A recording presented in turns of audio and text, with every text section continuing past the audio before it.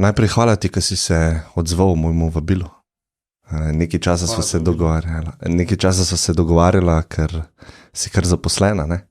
Ja, mislim, da smo vsi te dni. Ja, no, ne vem, jaz za sebe ne bi rekel, no. Sem dosti tako spontano živim, ne, ampak ja, večji projekti zahtevajo malo več angažiranosti, ja, ne. Pa bi v bistvu lahko začela midva tako, da malo poveš najprej, s čim se ukvarjaš, pa kakšna je bila tvoja zgodba, kako si prišel na to pot, da se s to problematiko ukvarjaš?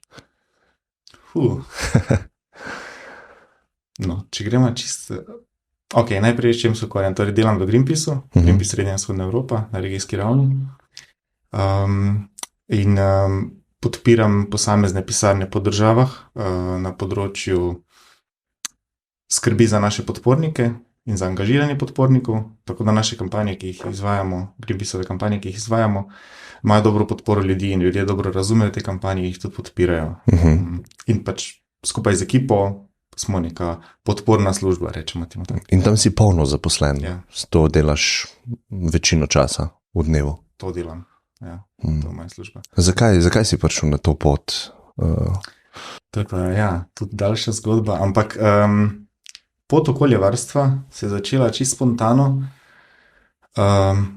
ko smo s prijatelji hodili po Mariboru kot osnovnošolci. In je bila navada, da poješ bombon in vržeš ovitek, pa se z njim ne ukvarjaš, ne? Na tla. Na tla. Res? Ja, in mi je to bilo sporno, mislim, pobiral te ovitke in jih dal v koš. Ker nekako mi je bilo, ni bilo okej, da jih odvržeš, ne? Tudi mesto postaje grdo in to je bila taka čist intuicija.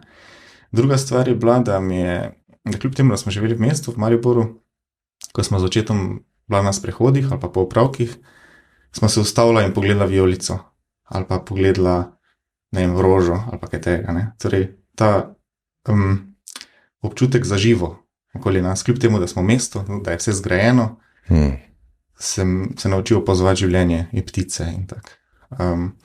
Potem kasneje me ni okolje nikoli zanimalo, tudi se mi ni zdelo privlačno, da bi šel študirati kaj v tej smeri, ampak bolj me je motilo to, da se skrb za okolje razume kot nek hobi, kot neka dejavnost. Eni nabirajo gobe, drugi so planinci, tretji pa skrbijo za okolje.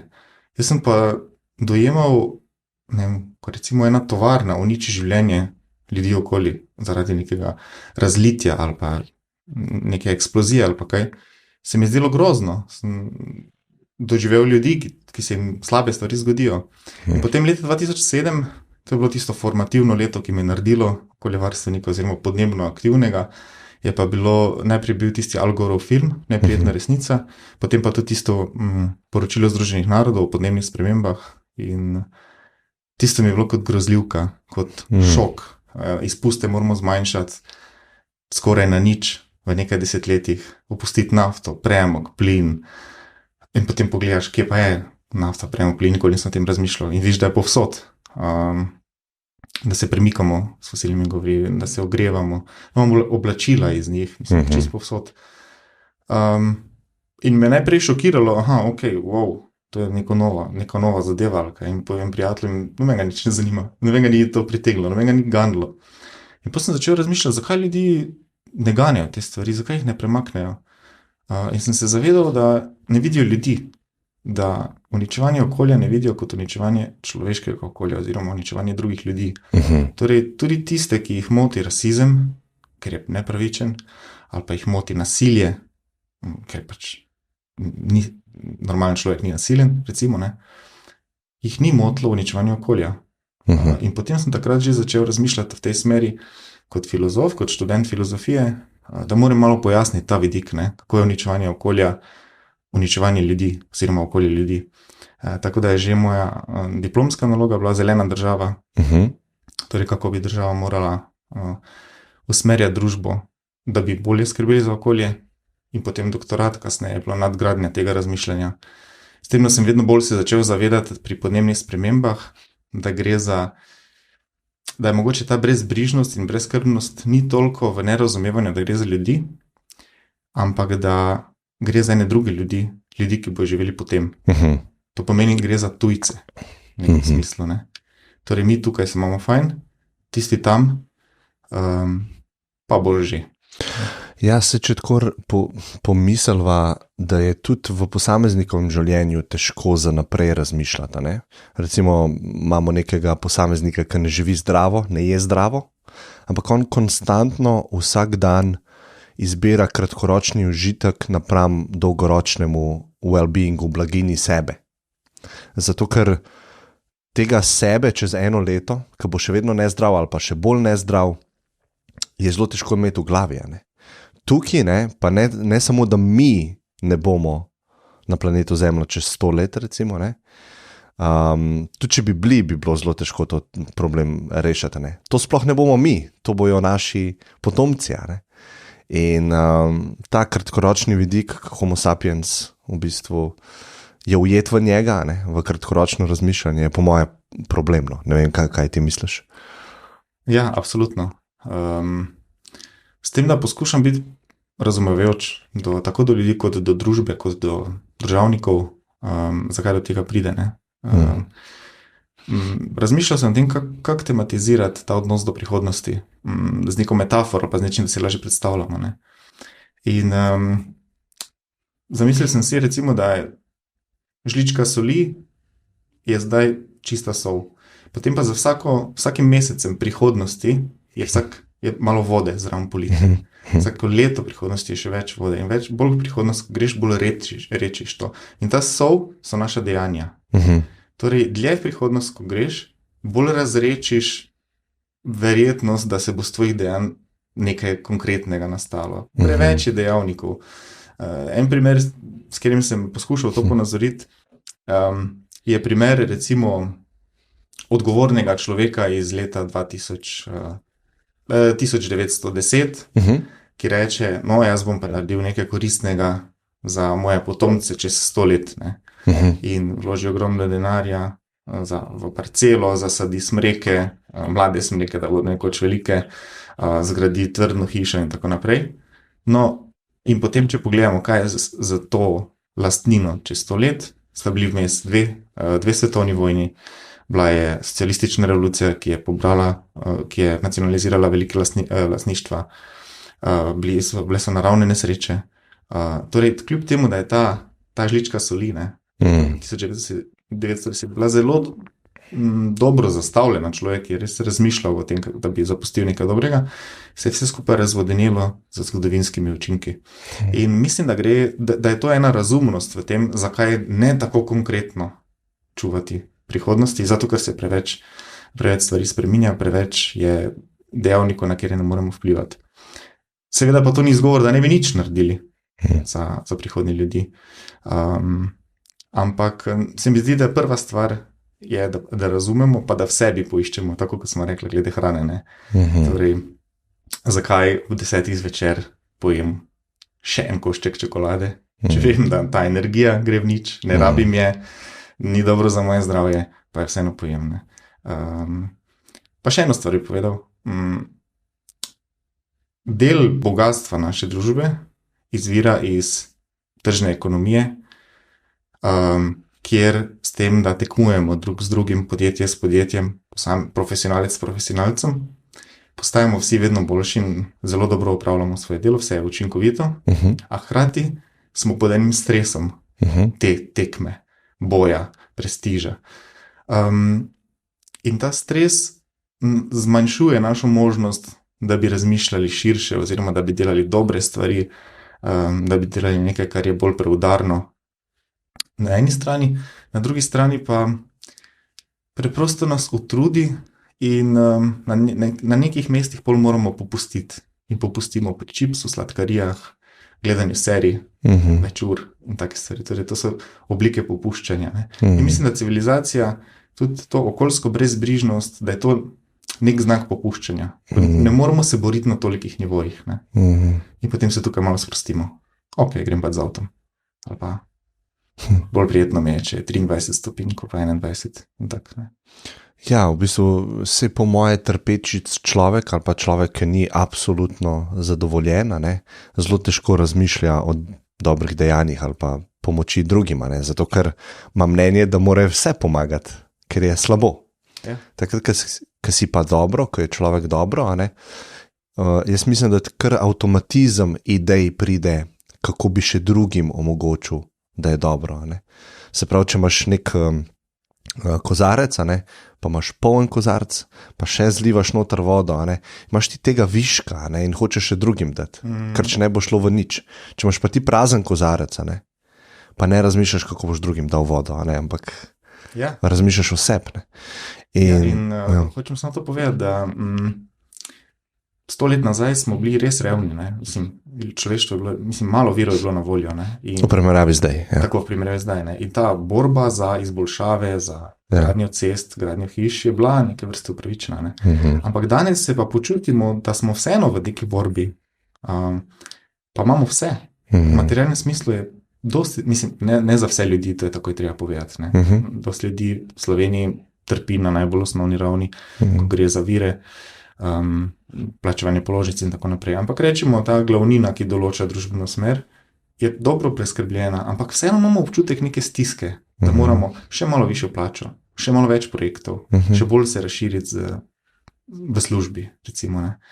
Tako da hočem reči, da v preteklosti je ta stiska bila utemeljena z realnim stanjem, tukaj pa se mi zdi, da je že malo konstruirana, da je že kot nek duh časa, oziroma nekateri bi rekli posledica te splošne tekme v kapitalizmu.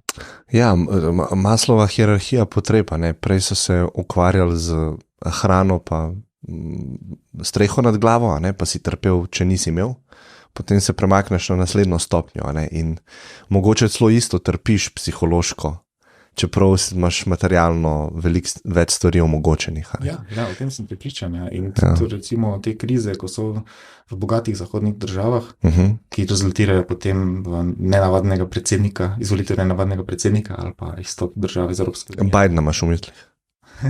Hecam se. Torej, te krize se dogajajo ljudem, ki so načeloma preskrbljeni, mislim, te družbe so bogate, ampak v njihovih glavah je to bazično bogatstvo in se vseeno ne čutijo bogate. Jaz večkrat presenetim kolege, ko jim povem, da smo mi sodimo med 20 najbogatejših držav na svetu v Sloveniji. Ja, jaz sem se veliko s tem ukvarjal, pa z računanjem blaginje posameznika, če čisto samo materialno pogledamo, če ima nekdo 1000 evrov plače ali pa 1100, kot je povprečno v Sloveniji, neto, pa če to popravimo za stroške bivanja, je v bistvu ta človek v top 5% svetovne populacije, se pravi s povprečno plačo. Zdaj, z minimalno plačo je top 10,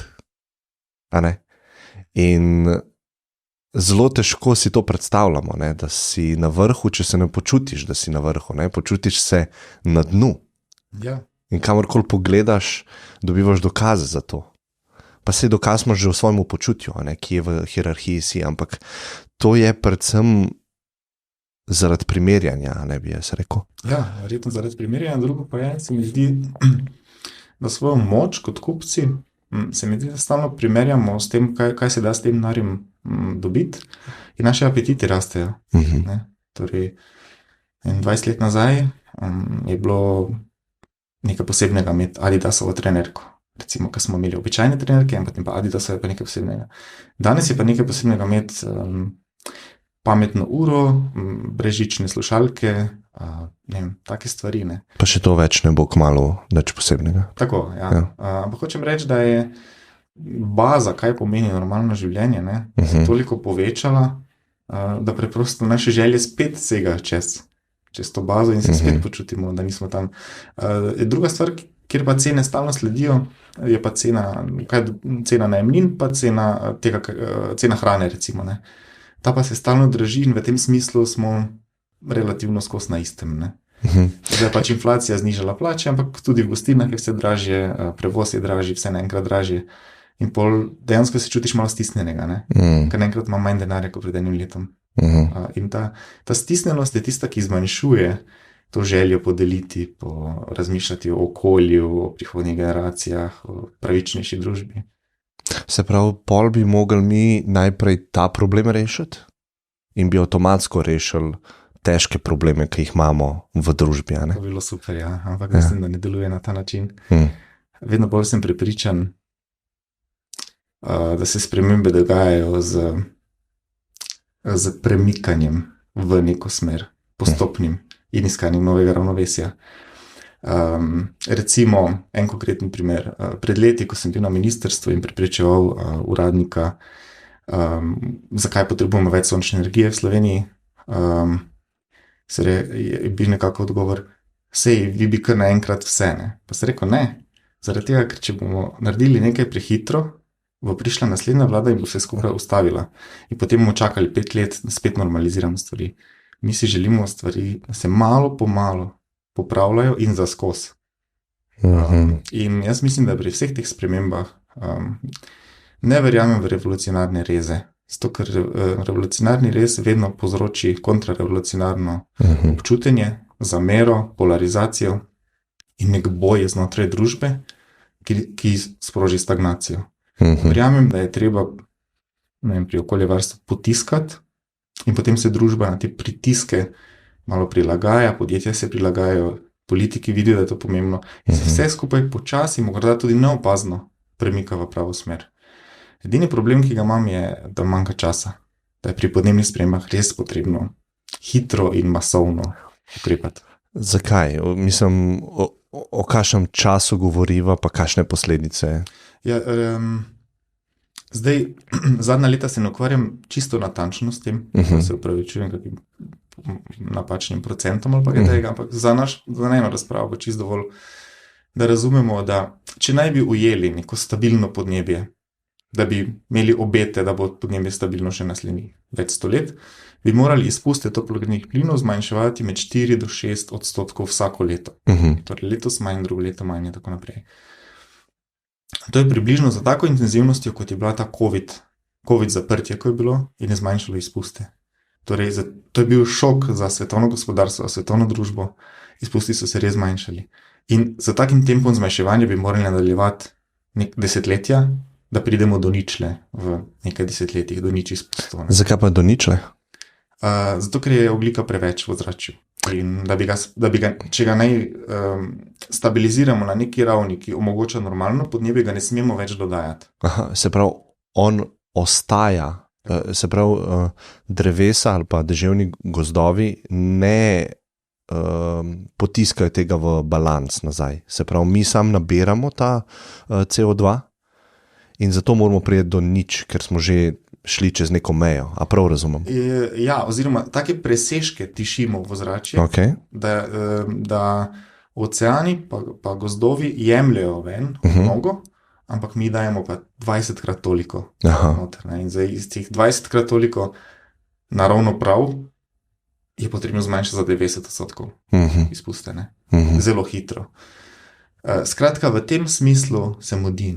V tem smislu morajo ukrepe priti hitro. In v tem smislu je pač moje stališče, ki pravi postopoma, malo po malo, najbolje, da nihče ne opazi, da se sprememba dogaja, je to problematično. Pri podnebnih spremembah je treba hitreje in močneje ukrepati. Kaj se pa zgodi, ali pa tako bom vprašal, od tistega filma, ki si ga pogledal od Al Gora do današnjega dne, koliko prepočas delamo spremembe? Mogoče najbolje pove to, da ko sem se začel s tem ukvarjati na filozofski ravni, torej kot študent filozofije, sem razmišljal o prihodnjih generacijah. In tudi doktorat, ki je bil zaključen leta 2017, je bil utemeljitev zaščite podnebja zaradi prihodnjih ljudi. To je bila moja ideja. Torej, če pokažem, da uničujemo prihodnji ljudi, bo to mogoče ljudi premaknilo, da pa začnemo nekaj delati. No, danes pa nihče ne razmišlja o prihodnjih ljudeh, ker ne rabimo, ker podnebne spremembe so zdaj tukaj. Vidimo iz katastrofe v katastrofo vsako leto, že zdaj. In to, kar mi zdaj doživljamo, tega 10 let nazaj še nismo predvidevali. To smo mislili, da bojo leta 2050, da bo tako uničevanje podnebja. Kaj imaš v mislih? Orkani ali pa poplave ali pa taka suša, ogromna suša, ko je bila v Evropi. Vročinski valovi, ki pobijajo ljudi v razvitem svetu. Torej, ti ekstremi, ki povzročijo, da se puščava širi in ni možno pridelovati hrane nekje, kjer so jo pridelovali tisočletja, ali pa orkan, ki uniči celotno obalo v državah, ki so bližje orkanu. In to se bo samo še stopnjevalo, taki dogodki. Ja, ostala mi je v mislih ideja strokovnjaka, ki je povedal, ko rečemo, če debelimo ta ogljični plašč okoli planeta. To je v atmosferi, ne? Ja, torej plašč toplogrednih plinov, zaradi katerega je na Zemlji toplo, ne? Veliko topleje kot na Marsu, ki tega plašča nima. Torej, če ga debelimo, več energije iz Sonca ostane tukaj in ne uide nazaj v vesolje. Ne? To se je mogoče težko predstavljati. Ampak nekje sem pa slišal podatek, da si moramo predstavljati količino te energije, te ekstra energije, ki ostaja in ne gre tja ven, se meri v stotinah atomskih bomb moči. Konkretne moči, ki je na voljo zdaj svetovnemu vremenu. In potem se ta presežna moč pretvarja v nevidene orkane, v poplave. Spomnimo se na Balkanu nekaj let nazaj, ko so bile poplave v 3 državah, ki si jih nihče ni znal sploh predstavljati. Pa so to unikatni dogodki, če gledamo, ne vem, zadnjih 500 let? Ne, unikatna je samo intenzivnost. Intenzivnost pa je unikatna. Ja. Tukaj ni dvoma, znanstveno vemo, da... Tako je, te stvari so vedno bile, ne? Ampak zdaj, ko dodaš temu, ki meša štrene, torej svetovnemu podnebju, dodaš stotine atomskih bomb moči, potem pač mešaš štrene toliko bolj z vremenskimi ujmami. Prej mi je bilo zelo zanimivo, ker so se opredelili na te želje, ki izhajajo iz posameznika. Želja po več, ne? Pa želja po konzumiranju stvari. Ne? Kot posledica tega je, da moramo več stvari kupovati, več stvari izdelovati, itak merimo naš svet, saj zahodni svet na ravni BDP-a, ne, se pravi na bruto domači proizvod, na prebivalstva, in v bistvu tako rečemo, a je neka država uspešna, ne, če producira več stvari, ne. In s produciranjem več stvari rabimo energijo, ne, in energijo je pol problema, ne, kaj presežek energije v ozračju, ne. Tako da rad bi se a pa tvoje mnenje glede kapitalizma na splošno kot sistema, ne, ki ima v svojem DNK-ju točno to, ne, da dajmo biti čim bolj produktivni, da lahko čim več stvari produciramo in tako bomo mi osrečevali ljudi oziroma bojo ljudje živeli boljše življenje. Ne. Se mi zdi, da je to neka taka ideja kapitalizma. Ne. Ja, in tudi čar in zapeljivost kapitalizma. Zdaj, mogoče je težko ločiti, kaj točno je kapitalizem in kaj je industrijska revolucija prinesla. Ker če pogledamo ljudi pred izumom parnega stroja, pred uporabo nafte, na uporabo premoga, so živeli popolnoma trajnostno, ampak so bili skrajno revni, velika večina. Ne? In potem ta velika industrijska revolucija je pognala ta stroj in to hkrati se upada z veliko močjo kapitalizma. Ne? Teda to dvoje je mogoče težko ločiti, ne? Ali je velik industrijski razvoj eno in isto kot kapitalizem, ali je to samo izraz človeštva z novimi tehnologijami in z novimi stroji. Ker sta se istočasno pojavila, ne? Se pravi ta izum, pa ta sistem, pa znanstvena revolucija, ne, to je vse bilo zelo hkrati, ne, in ne veš. Pa Kitajska me muči, ne, ko pač gledamo, ne, ko ima, pravi divji kapitalizem, hkrati ima pa vlado, ki na papirju nekaj sprejme in celotno družbo 1,4 milijarde začne usmerjati nekam drugam, ne. Zdaj, lahko temu res rečemo kapitalizem v tem tradicionalnem smislu, ne vem, ne. Skratka, strinjam se, da je v kapitalizmu problem ravno zaradi tega, ker temelji na presežkih. Sama ideja je, da ustvarjaš presežno vrednost in jo potem investiraš naprej in zaradi produktivnih investicij iščeš nove in nove priložnosti za ekspanzijo. Ne? In to je dobro delovalo, ker je bil cel svet nerazvit v začetku, v 19. stoletju. Ne? Najprej se je razvijala Velika Britanija, potem ostala Zahodna Evropa, v času Jugoslavije in se je tudi Jugoslavija razvijala pospešeno, ne, iz feudalnega sistema v sodobni sistem. In zdaj bolj ali manj cel svet, mogoče še v Afriki te spremembe najpočasneje dohajajo, ampak se tudi izvajajo na ta način. Ne. Najpočasneje, najhitreje. Mislim, industrijska revolucija ne, še ni dokončana, mogoče v Afriki posod. Ne. Samo rastejo najhitreje, ne, že zadnjih torej 30 let. Ne, ja. Rečemo, razumem, ja. Temna infrastruktura, asfalt, letališča. Ja, banke, bolnice. Način življenja po celem kontinentu, res je kontinent ogromen. Ne.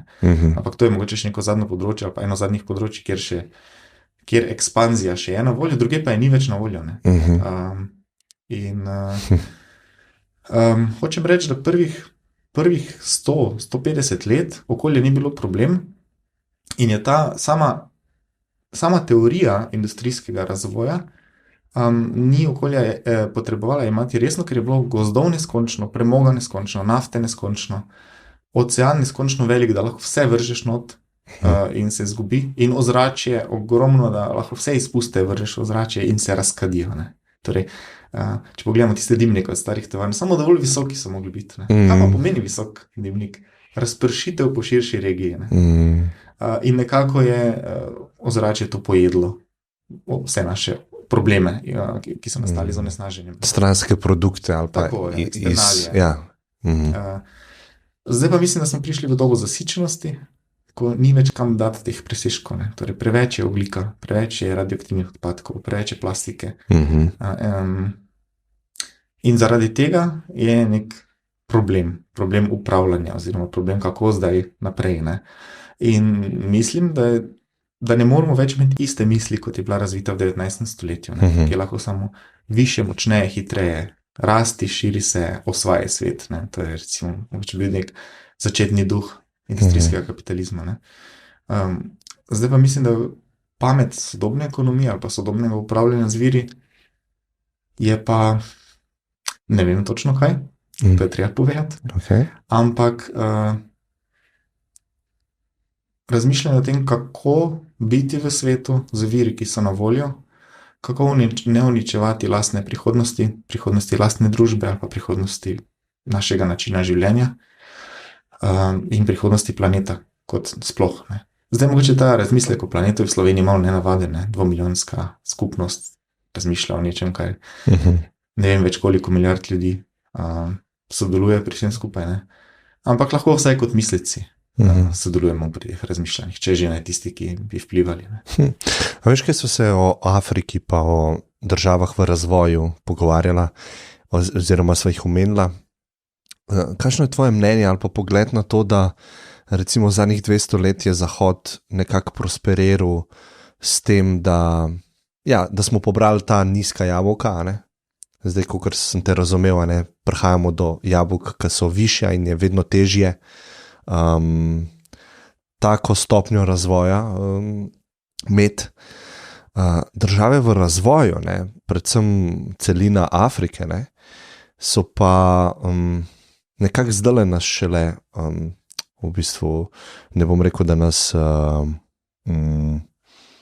hoče ujeti ali pa da je neko tekmovanje, ne, ampak oni zdaj tudi z vsemi temi sadovi, ki smo jih mi razvila, ne, nekako rastejo pa grejo v neko smer prosperiranja. Predvsem tukaj imam mislih tehnologijo, ki lahko zelo hitro oni implementirajo. Ne. Mi smo mogoče mogli testirati kakšne stvari, ne, oni pa pač lahko tudi preskakujejo določeno tehnologijo. Ne. In zdaj, če se mi pogovarjamo o okoljevarstvu, pa rečemo, ne smemo več, ne vem, premoga uporabljati, ne smemo nafte in podobno, ne, a bi mi ta razvoj, držav v razvoju malo, kako bi rekel, oslabili ali pa upočasnili in bi s tem sigurno bi lahko zračunali neke tudi smrtne žrtve, ne, zaradi tega, če so tako nizko na Maslovi hierarhiji. Ne. Kakšen je tvoj pogled do tega? Ker sem vedno imel tako pogled na kapitalizem na splošno zelo pozitiven, ker je toliko ljudi ven iz revščine potegnil, a ne, pa da se imamo svoje psihološke probleme do nas, a ne, ker niso prijetni, a ne, pa zelo veliko ljudi trpi, a ne, tudi v zahodnem svetu, ne, ampak jaz bi vseeno za sebe pa za svojo družino raje izbral to vrsto trpljenja, kakor neko lakoto ali pa bolezni, ki jih ne znamo pozdraviti, ne. Tako da ta sistem nekako je pripomogel temu, da smo se toliko razvili, ne. Zdaj pa, a je fair, da zdaj, ko nekateri še niso prišli do te stopnje, nekatere države, nekateri ljudje, da to ustavljamo, ne. Ja, to je sigurno razmislek na mestu. Mislim, ne, treba je kar konkretno reči ne, ni fair, ne. Imajo pravico do razvoja, tako kot vsi ostali.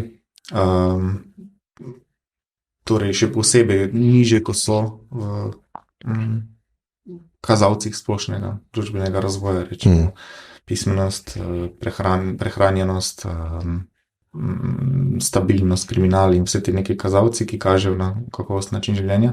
Nižje, ko so na teh kazalcih, toliko bolj imajo pravico do razvoja, še posebej, ker so velikokrat v afriških državah tako nizko na tem področju zaradi izkoriščanja, večstoletnega izkoriščanja strani Zahoda, ne.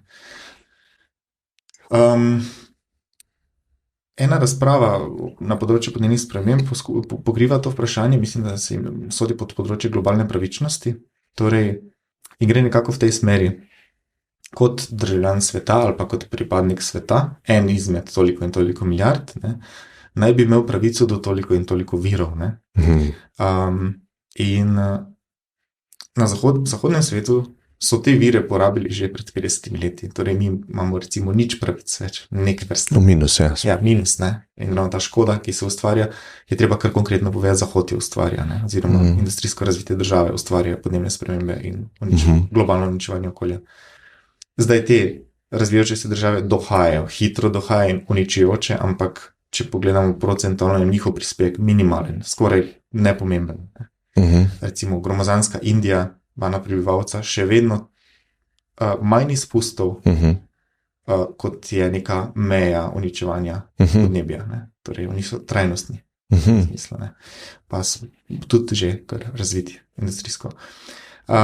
Skratka, ena razprava je ta nepravica do nekih virov, ne, do nafte in tudi pravica do onesnaževanja. In z tega vidika imajo tudi oni pravico, ker do zdaj te pravice niso imeli. In potem zdaj, kako to kompenzirati, ne, če prostora ni več. Kompenzacija je zamišljena na ta način, da razviti toliko hitreje zmanjšuje izpuste, zato da njim pustijo nekaj prostora za rast, za nadaljnjo rast. To je en razmislek in nekateri pravijo, da je to glavni razlog v zastoju svetovnih podnebnih pogajanj. Če tisti, ki spremljajo, se spomnijo, da je v teh razpravah vedno pride do vprašanja, koliko bi naj Zahod milijard namenil razvijajočim se državam v boju proti podnebnim spremembam, ne. In te velike milijarde, ki naj bi se pretakale, so te kompenzacijske milijarde. Je to, torej ta presežek, ker porabljamo več, kot nam gre, potem finančno se pomagamo njim, da grejo v dražje ukrepe in da ne bojo toliko uničevali. Drug razmislek, ki pa mi hodi po glavi, predvsem recimo pri Kitajski ali pa Indiji, pri Kitajski rečemo, ki pa je že zelo, zelo razvita, je pa mogoče ta, da pred 50 že, ampak rečemo pred 70-80 leti niso vedeli za podnebne spremembe in kak problem lahko premog prinese in nafta in zemeljski plin, ne. In v tem smislu ta cel model razvijati se na ta način, ne, s fosilnimi gorivi, ni bil čist predočen. Ni se točno videlo, kam to vodi in kakve vse posledice lahko prinese, ne. Medtem ko kdor danes razvija, kdor danes razmišlja o razvoju, pa ve, ima transparentno pred sabo. In je težko zdaj reči, mi smo na istem, kot ste bili vi, samo 70 let nazaj. Torej bomo šli čisto v isti poti kot vi. Razlika je v tem, da ta generacija danes ve, se zaveda, kaj pomeni vsak dodatni izpust. Tista prej se pa ni. Teda tukaj se mi zdi, da nekaj odpustka mogoče more biti priznanega industrijsko razvitim državam, vsaj za tisto daljno preteklost, ne. Zadnjih 30 let se pa ve. Ja, to si rekel, da se razviti svet mogoče malo več, da bi zdaj vzel bremena nase, zato da lahko države v razvoju malo več izpustov imajo ali pa malo več energije porabljajo, ne, v primerjavi. Klej mogoče ena stvar, ki mi je prišla v glavo, ne, ki je potencialni problem, ne, se pravi, razvoj na zahodu, kakorkoli je izkoriščal države v razvoju, to je se pravi ta negativna stran globalizacije in kolonizacije prejšnjega stoletja, ne? Ampak imamo tudi veliko pol plusov, ne? Se pravi, ne vem, nek človek v Ugandi ima na voljo telefon, Androidov telefon za $20 in dostop do vsega svetovnega znanja ima na tej napravi, dostop do vremenskih prognoz, ko gre ribariti, lahko pogleda, kje so ribe, lahko pogleda, kakšne so cene na tržnici teh rib danes, in mu pač nekako omogoča ali pa mu pomaga ta tehnologija v življenju na najrazličnejše načine. Ne? In to je bil produkt tudi Zahoda. Ne? Tako da mene sam skrbi, če zdaj ustavimo recimo razvoj v razvitem svetu, ki producira zelo uporabne stvari, ne? Ki se pol zlivajo v države v razvoju. Tudi cenovno so stvari neverjetno dostopne, ne? Neverjetna tehnologija je cenovno dostopna. Ne? Tukaj me mogoče malo skrbi, da bi pol kontra naredili efekta. Ne? Začetek te misli me spominja na nekaj iz bosanske zgodovine, kjer danes naj bi v Bosni mnogi imeli okupacijo Avstrijcev v Bosni, ki se je zgodila leta 1878, če se ne motim. Jemljajo to kot nek pozitiven dogodek. Torej, Avstrijci so prišli leta 1878, bili tam do prve svetovne vojne približno, so okupirali državo, jo osvojili, v tem smislu, in nemudoma začeli graditi železnico, tovarne, rudnike, vse to z namenom izkoriščanja regije za Dunaj. Za vire, ja. Ja, za vire. Ampak to je pripeljalo industrijsko revolucijo v Bosno, ker Otomanov industrijska revolucija ni zanimala, tako carske Rusije ni zanimala. In v tem smislu teh nekaj desetletij, mnogi v lastni zgodovini jemljajo kot pozitivno obdobje, kljub temu, da je bila okupacija. Tako da se strinjam, da interakcije Zahoda z razvijajočimi družbami prinaša pozitivne stvari, lahko tudi. En primer so recimo sončne elektrarne. Nemci so jih postavili, ko so bile zelo, zelo drage, nepredstavljivo drage. Mi pa smo jih lahko začeli postavljati, ko je ekonomija obsega naredila svoje in so zdaj že res poceni in se res plačajo. In to je zahvala recimo Nemcem. Ja, ko so ta začetni strošek prevzeli. Strošek so imeli na sebi, enako velja z vetrnicami. Razvili so jih in danes lahko se na Hrvaškem postavijo vetrni parki zelo ekonomično. In enako se lahko potem tudi v Afriki, sončne elektrarne, vetrnice, vse to se lahko zelo ekonomično postavi. Tako da sigurno, mislim, če industrijska revolucija ne bi prinašala vsega tega, vse te blaginje, je ne bi poganjali samo zaradi motivacije nekaj procentov bogatašov, ki si jo želijo in profitirajo od nje. Dejansko vsa družba ima veliko od tega. Tako da ni razmislek zdaj o tem, dajmo ta proces ustaviti, dajmo iz tega prostega teka po širnih oceanih, usvajanju novega in novega, to kar recimo sedajni sistem, to ustaviti v eno ograjo, in zaustavimo in skrbimo za zemljo. Ne gre za to. Gre bolj za to, da naredimo nek premislek o virih, jih probamo malo drugače razumeti. Recimo zdaj, ko je problem s plinom, da ne razumemo, ena pipica se zapira, zgradimo drugo pipico. Ampak rečemo, kaj pa če je to priložnost, da se hitreje opustimo plin, ker ga moramo opustiti do leta 2035, recimo v neki dinamiki podnebnega ukrepanja. In je mogoče to ravno tista brca, ki smo jo potrebovali, da bomo hitreje sprožili procese. Še več sončnih elektrarn, še več hiš izoliranih vsako leto. Recimo, Jaz sem pričakoval, da bo se Evropa na plinsko krizo odzvala z masovno večmilijonsko delovno akcijo obnavljanja toplotnih prenov hiš. Da se bo 10 milijonov hiš obnovilo v nekaj mesecih, ker je to absolutna prioriteta. In bojo vojske, evropske vojske šle in postavljale stiropor in tako naprej. Malo karikiram, ne?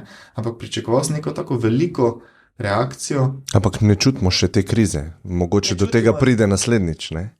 Ja, oziroma kakšna bo zima. Ja, mislim, dokler se govori o tem, da bo težko, je to nekaj popolnoma drugega, kot ti to dejansko občutiš. Ja, zdaj čakamo to zimo. Ne? In tudi sploh se ne zavedamo ukrepov vlade. Ne samo te, večina evropskih vlad je ukrepala aktivno. Mislim, preprosto se je porabila več kot milijarda za to, da imamo mi zdaj podobne položnice elektrike. Ta denar je šel iz skupnega proračuna, zaradi tega ni bolnic, ni cest, je slabše šolstvo. Torej vsi ti skupni viri, iz skupnih virov, iz tega skupnega kupčka se je vzela milijarda in se vrgla ljudem, da bomo imeli položnice nižje. In tega se ne zavedamo, mislimo, da so te položnice zdaj naravne, take pač so. Če sva zelo natančna, se ni vzelo iz kupčka, ampak se je ustvaril dolg, ki ga bojo prihodnje generacije odplačevale. In inflacijo, ki sva omenila, to način ali pa karakteristika denarja, ki ga imamo trenutno, zadnjih pač 50 let, 70 let, bazira na dolgu, in je nekako, jaz vedno rečem, imamo slab denar, ki ni baziran v realnosti, mi v bistvu lahko to ustvarimo iz ničesar, oziroma iz dolga. S tem, kot se ne dolgi. Ja, z dolgom, Tako da to je zelo zanimivo, ampak mogoče malo druga debata. Vseeno naj rečem, zadolževali bi se radi tudi za druge stvari. Ta vlada konkretno je omenjala program masovne gradnje stanovanj, za kar se je treba zadolžiti. In zdaj, če smo zadolženi za nekaj, se ne moramo za nekaj drugega. Tako da vseeno imamo tukaj oportunitetne stroške nekega zadolževanja. Tako da hočem reči, da ti ukrepi za blaženje draginje niso iz zraka. Ti viri so prišli od nekod in zato imamo virov manj za druge stvari. In tudi drugoletna masovna poraba javnega denarja predvidena za blaženje draginje, tako v industriji kot pri gospodinstvih. Mislim, prav je to z vidika družbene kohezivnosti in ohranjanja gospodarstva. Pravim samo, kakšni ukrepi se dogajajo, ko je nekaj razumljeno kot družbena prioriteta, kakšna sredstva velikanska se namenjajo in kako gre to mimo naših percepcij, mi se tega ne zavedamo. In čisto enako bi lahko šli ukrepi pri recimo neodvisnosti od plina, bi šli namesto razmišljanja o novih plinovodih, bi šli, kaj pa če probamo hitreje, v roku 7 let, dovoz plina, komplet. Kaj pa je alternativa plinu? Nisem strokovnjak za to področje, vem pa, da tehnologije ves čas tekmujejo med sabo, viri tekmujejo med sabo, so v napetosti drug z drugim. In ko en postane predrag, drugi vstopajo. Enako je pri baterijah. Nekoč so bile nikljeve, potem so litij-ionove. Če bo elektrifikacija električnih avtov eksplodirala krat 30, bo litij-ionske predrage in bo nekaj drugega. In tako naprej. Tako da to me ne skrbi. Hočem reči, da slika, o kateri se načeloma strinjamo, tako na ravni Slovenije, kot na ravni Evropske unije, pa tudi na ravni sveta, je, da svet opušča fosilna goriva. In to v relativno kratkem obdobju. Z vidika države je obdobje 20 let, 25 let zelo kratko obdobje. In to vrstne krize bi lahko bile priložnost za to, da še hitreje se rešimo odvisnosti od fosilnih goriv. Kaj pa je tvoje mnenje glede, vem, da si rekel, da nisi strokovnjak, kakorkoli boš želel odgovarjati to, ampak Nemčija je v taki zanimivi situaciji, med to krizo s plinom, pa z invazijo na Ukrajino, kjer je v bistvu skoraj celotni njihov ekonomski sistem, pa gospodarstvo bazira na temu poceni ruskem plinu, in oni so bili zadnja leta dost proti jedrski energiji. Ne? In nekako težko je bilo vedeti, a ne, da bo do tega prišlo, ampak zdaj nekako mislim, da bojo mogli plačevati to odločitev, ki so jo naredili takrat, a ne, da se odmaknejo stran od jedrske energije. Ne. Kakšno je tvoje mnenje okoli tega kot alternative za pridobivanje energije? Ne? Zadnja leta se strokovno manj s tem ukvarjam, da ne spremljam pozorno razprave. Rečemo, da je spremljam bolj na ravni hobija. Ampak, kar se tiče jedrske energije, so podaljšali, torej predvideno zaprtje zadnjih 3 elektrarn so prestavili za pol leta ali nekaj tega. Nemci. Ja, zato, da si pridobijo mirnejšo zimo. In enako je s tem premogom, ne? Ko so dovolili, da se lahko še nekaj premogovnih elektrarn ponovno odpre, je to spet kot neko zagotavljanje varnosti čez zimo. Ne? Tako da ne bi tega nikakor slikal kot neko novo politiko, ki določa naslednjih 20 let, ampak kot neko zihranje za zimo. To je eno. Kar se mi zdi pomembno pri jedrski energiji z tega medgeneracijskega vidika, je, da ima zelo daljnosežne posledice, ravno zaradi jedrskih odpadkov. In te so ponavadi popolnoma zanemarjene iz enačbe. Gleda se samo cena in ta cena predvideva gradnjo elektrarne, kupovanje tega goriva in ponavadi močno pocenjen strošek shranjevanja tega goriva. Shranjevanje odpadkov? Odpadkov, ja. Aha, odpadkov. Ja. In je ponavadi močno pocenjen. Medtem ko rešitve kam za dolgoročno radioaktivnimi odpadki, ki so škodljive tisočletja, človeštvo nima pravega odgovora. So neke rešitve, kot je zakopati globoko v zemljo, v granitno skalo, zapečatiti in tako naprej. Ampak tega je toliko po vsem svetu, da ni jasno, kam bomo s tem. Tega je toliko, tega bi bilo toliko. Odpadkov je toliko že zdaj. Že zdaj. Krškem je, mislim, okoli 500 ton izrabljenega jedrskega goriva, ki trenutno počiva v vodi. In se ohlaja, aktivno ohlaja že 10 let. Kako se ti pa zdi, oprosti, kad te prekinjam, recimo, zdaj trenutno ne vemo, kako bi to rešili, a ne? Ta odpadek, ampak recimo, če si predstavlja nekih 50 ali pa 100 let naprej, z razvojem tehnologije, ne, bi mogoče znali mi to uporabiti na nek način ali pa zminimizirati škodo, ne, ampak zdaj trenutno še ne vemo, kako. Mislim, rešitev bo treba najti, ti odpadki so tu, tudi če ustavimo vse elektrarne v tem trenutku, so ti odpadki. Ampak kaj se s temi odpadki dogaja zdaj v Krškem? Trenutno so izolirani od okolice, da ne ustvarijo škode. Konkretno so v vodi, ne, in se ohlajajo, ker so še vroči tudi po koncu uporabe. Potem grejo v hladno skladiščenje kasneje in neka zaključena rešitev je, da grejo na neko končno lokacijo in tam ostanejo zavedno. Kakšen pa je negativni efekt tega, ko ostanejo zavedno tam? Največji problem je, ker jih je treba tisočletja držati izolirane, ne? Kako zagotavljati tisočletno stabilnost, več tisočletno stabilnost, torej da ne pride do potresa, da ne pride do zamakanja. In potem, če recimo skladišče pride do potresa, se nekaj tam zlomi, pušča voda in to stalno potem uhaja v okolje, radioaktivno odpad uhaja v okolje. In to govorimo o enem skladišču, ene države. Zdaj imamo pa desetine držav sveta. Drug problem je pa ta, tudi malo hinavski jaz pravim, ne? Kako bo Slovenija to rešila, ne?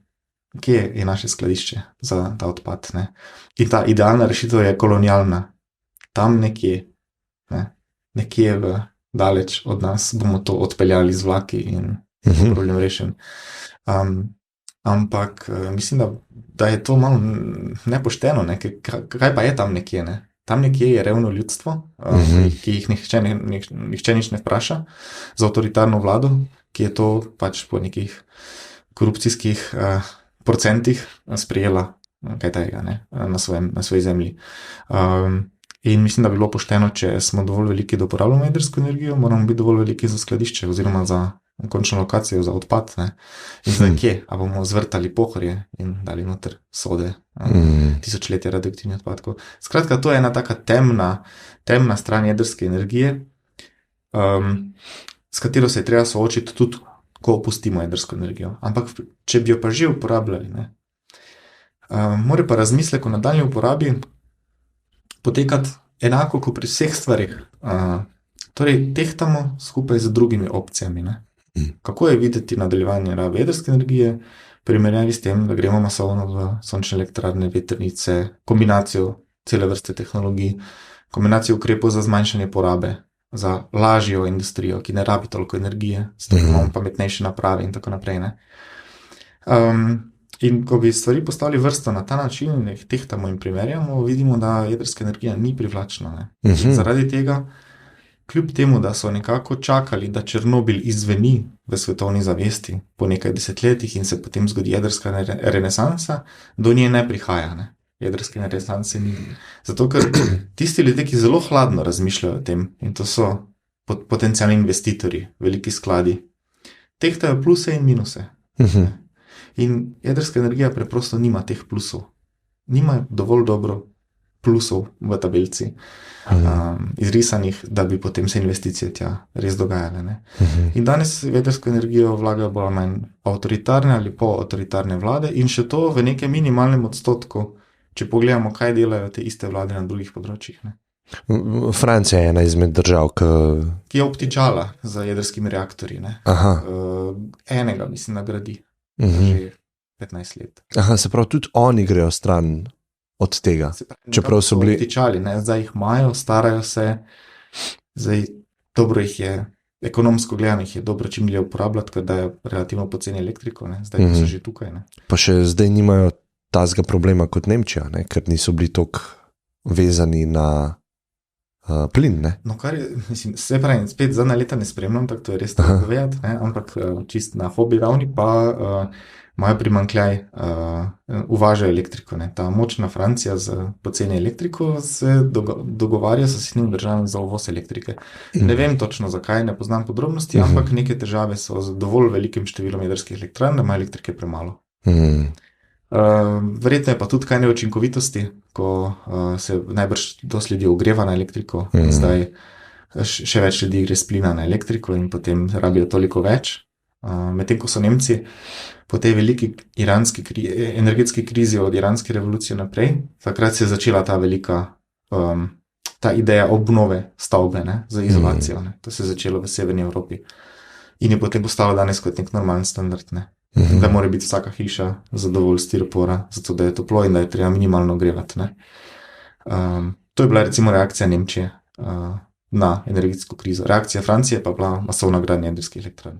In zdaj predvidevaš, da ta kriza, v kateri smo zdaj ali pa bomo, da bo tudi spodbudila neke prave smeri pa spremembe? Ja, bomo videli, kaj točno se bo zgodilo, ne. Načeloma se družbe odzivajo različno, bomo videli, kako se bodo odzvale. Vsak, ki je imel recimo kdaj težave ali z preveč sladkarij, ali z premalo gibanja, ali z kajenjem, ali pa z alkoholom, kakorkoli. Nečesa je malo preveč in si želiš zmanjšati, recimo, ne. In vsak tak človek je potem srečen, ko pride neka okoliščina od zunaj in te malo brcne. Recimo, poznam ljudi, ki so nehali kaditi, potem, ko so imeli angino, dlje časa, ali pa nek bronhitis, ali pa nekaj, ne. In reče, ta kriza, ne, me je spravila, da preprosto ni šlo kaditi, ne, in potem sem poskušal in nehal, ne. Torej, nek ta udarec zunaj spodbudi nekaj, kar si sam želiš, ne. In jaz mislim, da v tem smislu je to kapitalistično geslo, kriza je priložnost, ne. Kriza ustvari en tak pretres okoliščin, zaradi katere postanejo ene stvari možne, kot zdaj niso bile. Kolega, ki je delal v železarni, mi je povedal, da so vodik kot alternativo plinu razmišljali že pred leti, ampak je preprosto bilo preveč zakomplicirano, rabimo nove stroje, pa treba je stvari drugače narediti, pa ljudi natrenirati, so dali se skupaj v predal. No, ob lanski podražitvi plina so se ven spredala in so rekli, dajmo pogledati ta vodik še enkrat, ne. In kriza ustvarja to, ta pretres. No in zdaj s to metaforo, ne, odvajanje od sladkarij, alkohola, cigarete in tako naprej, ne. Mi bi lahko ob tej krizi plinski videli ta odnos prodajalca in uporabnika kot odnos med dealerjem in uporabnikom. Ne. Mhm.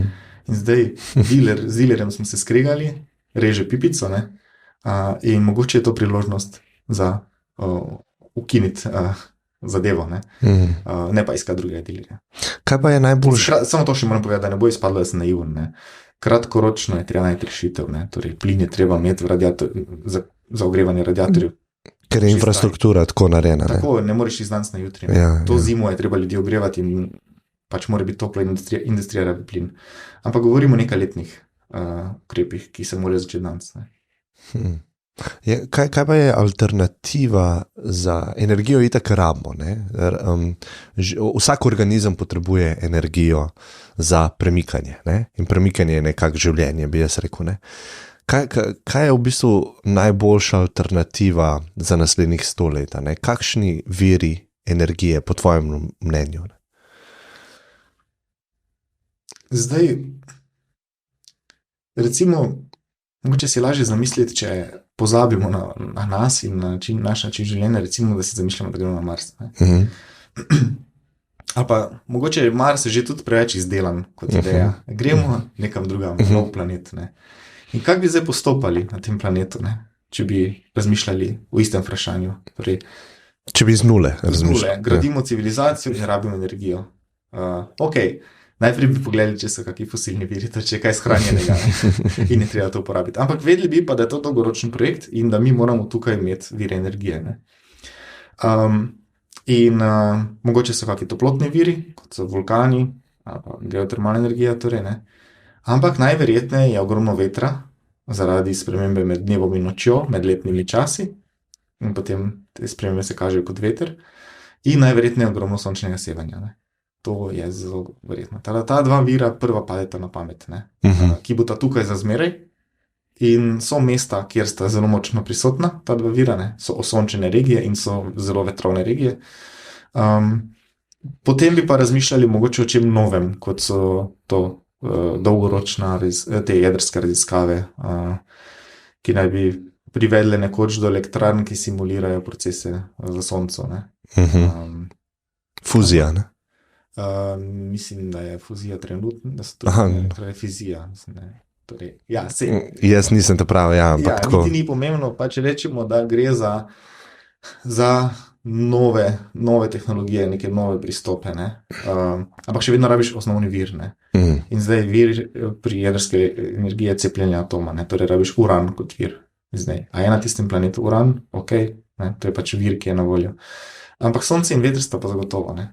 Zdaj, če bi bila voda na planetu, torej padec od vrha Triglava do morja, ta padec izkoristiti za hidroenergijo in tako naprej, ne? In če gremo zdaj nazaj na planet, ne, za tem odmikom, na našo Zemljo, vidimo, da je pač sonca ogromno in vode, in vetra je ogromno. In je to treba kot prvo porabiti. Torej,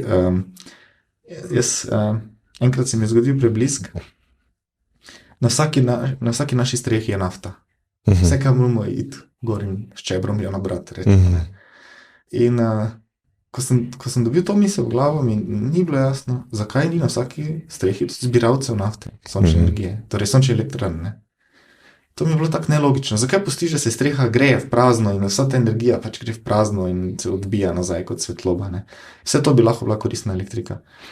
In seveda je potem pa tehnološko potrebno pametno to zbrati in uravnotežiti in tako naprej. Ja, pa koliko je učinkovito, ne, ta zajem energije, ne? Sej ta energija res, da je v neomejenih količinah, ampak ta vmesen korak, ne, da jo mi v bistvu zberemo, ne? Koliko je to učinkovito v primerjavi s tem, recimo koliko stanejo te celice, koliko časa živijo, kakšno imajo življenjsko dobo, a ne? A smo mi naredili ta prelom, da bi bila ta stvar ceneje k ostali viri energije, ne? Ja, na srečo, zdaj smo zadnjih nekaj let. Aha. Ja. Pred 10 leti, ko sem se te stvari pogovarjal, je bilo še na meji, ne, je bilo treba utemeljiti z moralnimi argumenti, torej zaradi okolja, zaradi prihodnjih ljudi. Zdaj pa ne, zdaj pa je ekonomika tukaj in preprosto se splača postaviti sončno elektrarno. tisto vprašanje, ki je zdaj na mestu, je, vseeno je treba skupaj zbrati nekaj tisoč evrov na gospodinstvo. Ne? In zdaj gospodinstvo nima kar tak nekaj tisoč evrov za pogrešati. Ne? Tista gospodinstva, ki to imajo in so recimo v lastnih v hišah, ne, se absolutno splača in si ljudje dajo narediti te izračune. Ne. Mislim, da se povrne v 8, 9, 10 letih. Brez subvencije, v 10 subvencijo. Kakšna je pa življenjska doba? A to je treba popravljati vmes, menjati celice? Kolikor zdaj jih imamo že kar v Sloveniji že več kot 10 let in ni slišati nekih težav, ne, načeloma so. In tudi proizvajalci jamčijo, da bi 20 let brez problemov bile. Preprosto, zakaj bi jih takrat zamenjali, ne, oziroma dali na mogoče ne druge površine, pa dali na top površine novejše, je zaradi tehnološkega napredka. Ne. Recimo, mi smo sončno elektrarno postavili pred 3 leti, kolega pa je postavila zdaj in njegova sončna elektrarna bo na strehi imate. Ja, bo nekaj več elektrike proizvedla iz iste lokacije. Ne. Iz iste površine. Čez 15 let, ne, bi mogoče našo sončno elektrarno dali na kjer drugo streho ali pa na severno stran hiše, ko je pač manj optimalna, ampak dobro, ne, vseeno nekaj naredila. Na to najbolj optimalno top lokacijo sončno, ne bomo pa dali čisto novo sončno elektrarno. Tako da mislim, da to ni problem. No. Bolj je problem v tem, da ljudje nimajo nekaj tisoč evrov za pogrešati. Ne. Meni je bilo to zelo pomembno, ena najpomembnejših vrednot in sem potem res to zastavil, ne, in tudi vzel pač obročno financiranje, ne, ki je na voljo. No, drug problem so pa prebivalci v blokih, ne. Ko bi mogoče želeli, bi jim bilo fajn. S tem, da njihovo postavljanje sončne elektrarne je pa že podobno finančnemu instrumentu. Ne. To več ni kupiti in namestiti, ne, tako v hiši in pride mojster in ti postavi na tvojo streho in ti jo potem gledaš. Ne. Za blokovskega prebivalca pomeni, da se ta elektrarna postavi in ti si na papirju, ne, na dokumentje, ki ti potrjuje, da si ti lastnik in imaš potem od tega korist, ne, finančno korist, ampak je vse skupaj nekoliko bolj abstraktno. In zdaj, če pomislimo na naše Slovence, ki toliko denarja raje varčujejo na bančnem računu brez vseh obresti in jim še inflacija požira ta denar, namesto da bi šli v neke oblike plemenitenja denarja, se bojim, da bo to en večjih problemov. Ne. Kako ljudi spraviti do nečesa, kar je že podobno finančnemu produktu. Ampak v osnovi, če zdaj to vse odmislimo, pa gre za to, da na gasilskem domu zraven bloka postaviš veliko sončno elektrarno in nekaj stanovanj iz bloka da denar skupaj in potem dobijo deleže. In toliko energije, kot je proizvedla, se ali odštejo od tvoje položnice, ali pa dobiš finančno kompenzacijo in to finančno kompenzacijo pač odšteješ od elektrike, ki jo plačuješ. Ne. In to gre v neko baterijo, ki se shrani? Ne, to gre takoj v omrežje. Takoj v omrežje? Takoj uporabil na lokaciji v regiji. Ne. Recimo naša sončna elektrarna, trenutno smo edini v ulici, jo takoj porabim, ne, 3 hiše okoli nas, mi vsi skupaj v trenutku porabimo. Naša hiša tretjino proizvodnje poletne. Aha, in ti dobiš potem manjšo položnico, ker si prispeval v sistem. Ja, trenutni sistem je tak, da se šteje, koliko na letni ravni je naredila in koliko na letni ravni smo porabili. In razlika na ničlo je načeloma tudi nič strošek elektrike za gospodinstvo. Zdaj moramo pa plačevati, mislim, da je 14 evrov prispevka za omrežje, zato ker tisti, ki imamo sončne elektrarne, rabimo omrežje in moramo tudi financirati obnavljanje in prilagajanje omrežja. Drugače pa položnica nič. Kakšno je pa tvoje mnenje glede električnih avtomobilov, ki je zdaj to zelo taka, postaja vedno bolj popularna stvar? Ja. Spet, to je moje mnenje, ne kot strokovnjak, ampak kot civilista, ki razmišlja o tem stvarih. En problem vidim v tem, če samo nadomestijo obstoječe avtomobile, pa vse ostalo pustimo isto, smo morda zmanjšali izpuste, pa še to je na meji vprašljivosti, ker je kar nekaj energije potrebne, da proizvedeš avtomobil, pa električni avtomobil. Ampak nismo pa naredili našega sistema bolj pametnega. Ne. Recimo, če pogledamo avtocesto, kjer sem se tudi jaz pripeljal, iz Štajerske proti Ljubljani, to je reka vozil, ne, v kateri se bolj vozi en po en. In ta reka se poganja na nafto, ne, in potem se poganja na elektriko. Ok, ne, lahko se na elektriko, in ta elektrika lahko pride iz vetrne in sončne energije in je ok v podnebnem smislu, Ampak kaj pa, če bi ti ljudje potovali na en bolj pameten način? Učinkovit način. Učinkovite, ne? In v tem smislu se mi zdi dober ta relativno velikanski nakup novih vlakovnih sistemov na slovenskih železnicah, ne? Kjer lahko ljudje zdaj se vsedejo, tako tudi v tujini, ne? Recimo, večkrat sem potoval čez Avstrijo, se vsedeš, odpreš računalnik, delaš svojo službo nemoteno, ne? Imaš Wi-Fi, tvoje telo se premika, ampak ti si že na delovnem mestu. Seveda to ustreza samo določenem delu zaposlenih, ne? Eni morajo biti za stroje, eni morajo biti dostavljavci na terenu in tako naprej. Ampak ja, da se z javnim prevozom pametno premikaš, delaš službo, poslušaš podcaste. O tem je treba razmišljati vseeno. Torej, 8 milijard ljudi se naj to pretvori v toliko milijard avtomobilov in pač električnih. Se mi zdi, da je treba ta premislek vseeno imeti. Ali res toliko avtomobilov, ne? Ali bo res vsak svojega peljal?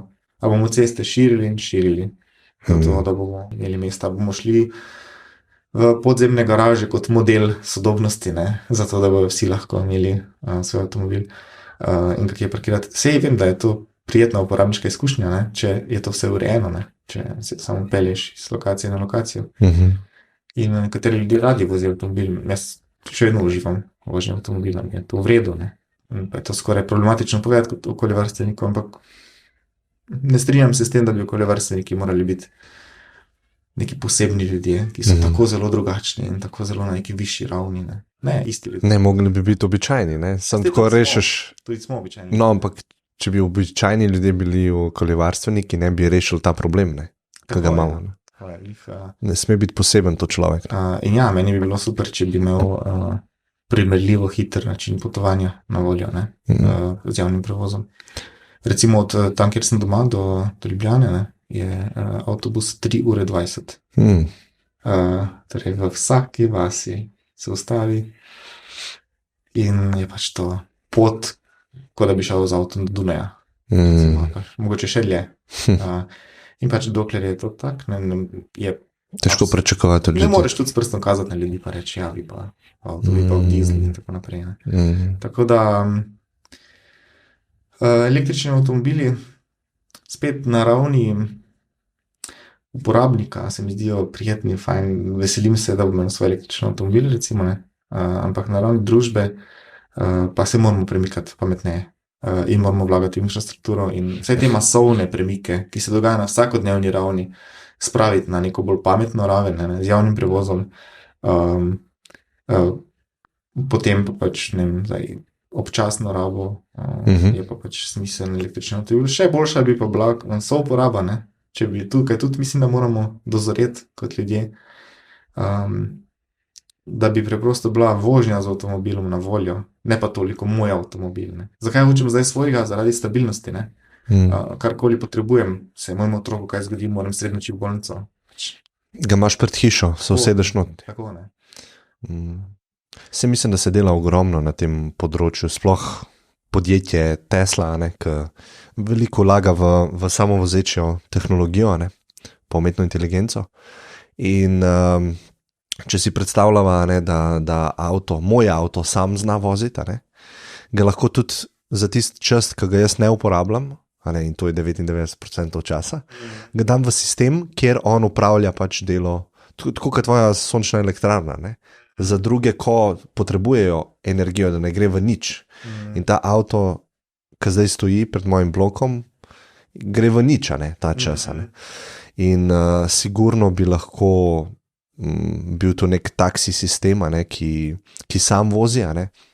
In tudi ta sistem, ne, če bi imeli to dobro sprogramiran oziroma dobro zorganiziran, bi lahko bilo tudi več ljudi v istem avtu, ne, da bi stroške znižali, ne, tako kot ima Uber. Če si bil v Ameriki, ne, imaš opcijo, da si sam noter, pa malo več plačaš, ne, imaš pa opcijo, da pobira kakšne druge ljudi sproti, ne, in imaš nižje stroške, ne, tako da jaz mislim, da se premikamo v to smer, ne. Ja. Počasi. Ja, kot rečeno, ne, rdeča nit vseh teh razmišljanj je, da nobena rešitev pri okoljskih vprašanjih ne pride z umikom nečesa in prinosom nečesa drugega. Torej, dizelski avtomobil, stran električni not, seveda, ne. Ti koraki morajo se dogajati. Ampak bolj organsko. Vse mora teči bolj postopoma. Hitro, ampak bolj postopoma, na nek mehek način. Ne. Torej, naredimo prevoz bolj pameten in bomo potrebovali manj avtomobilov in potem mogoče ne bo potrebno imeti več avtomobilov pred eno hišo, ampak bo dovolj en. In potem ne bo gradnja podzemnih parkirišč ena glavnih prioritet v mestu, kjer ni več prostora za parkirišča, ampak bo mogoče kaj drugega. Ne. In enako je recimo tudi glede prehrane, ne. Ta se mi zdi tudi relevantno vprašanje. Ne. Torej, živinoreja povzroča velik del problema pri globalnih izpustih. Ne. Skoraj 20%. Ne. Vsega. Ja, torej na ravni prometa, na ravni vsega svetovnega prometa izpustov. Ne.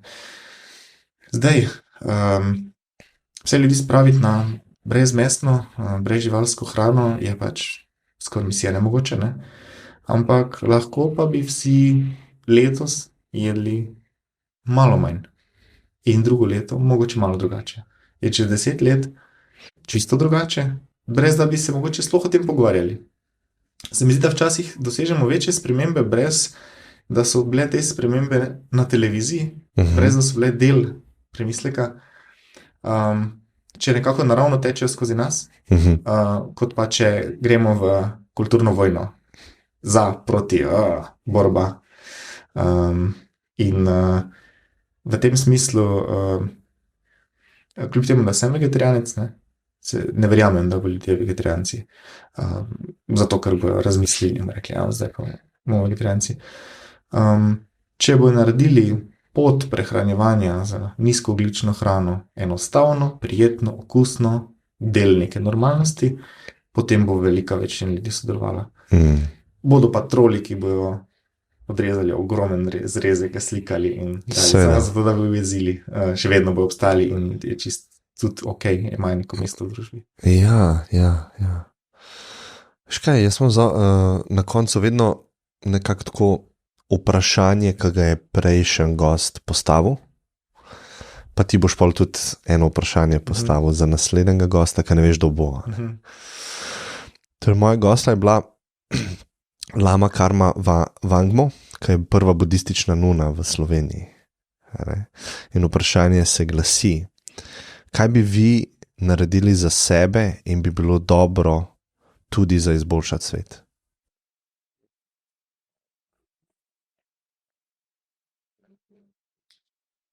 Ja.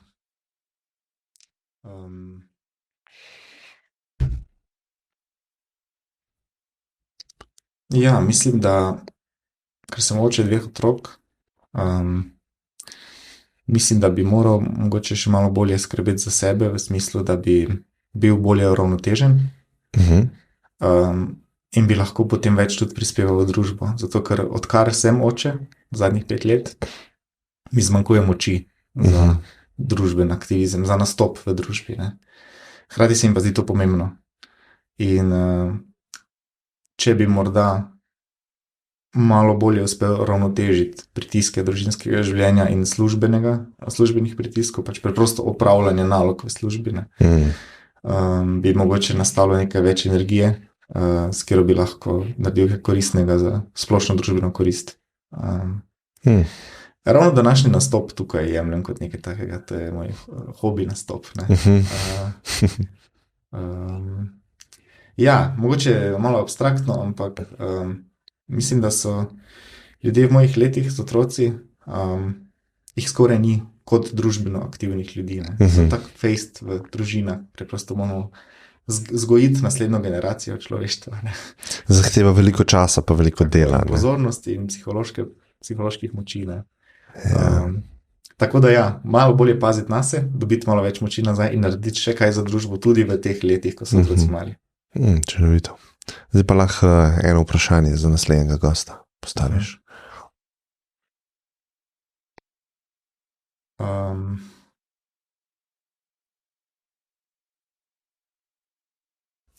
Kako doseči oziroma kako bi ljudi spodbudili, da bi bili pripravljeni živeti z manj,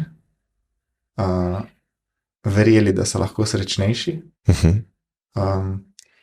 in bili pripravljeni se odrekati, zato da bo vsem nam bolje. Ali je to za zaščito okolja, ali pa to za kakšne druge pomembne družbene teme. Super, čudovito.